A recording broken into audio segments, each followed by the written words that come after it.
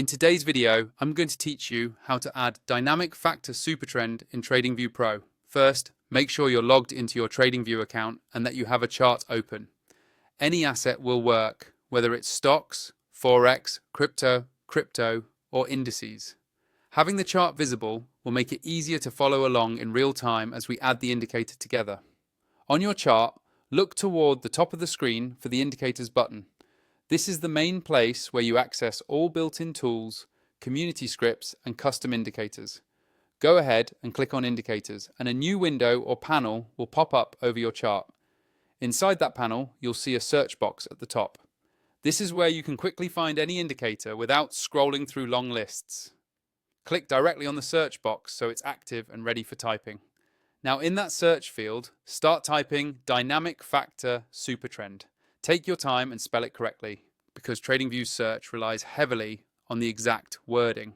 As you type, TradingView will automatically filter the results below. Within a moment, you should see Dynamic Factor Supertrend appear in the list of available indicators. Once you see Dynamic Factor Supertrend, simply click on it. TradingView will immediately add it to your current chart. You'll notice new lines and signals appear, usually showing trend direction and potential buy and sell zones based on volatility and market structure. At this point, the indicator is already active, but you can fine-tune it if you like. To do that, hover over the name of the indicator at the top left of your chart and open its settings. Here, you can adjust factors such as sensitivity or style so it better matches your trading strategy and time frame. Feel free to experiment with these settings on a demo account first, so you understand how the Dynamic Factor Supertrend reacts to different market conditions. If you're using or planning to use TradingView Pro, remember to check out the affiliate link in the description. That link will take you straight to TradingView's site, where you can upgrade or start a plan.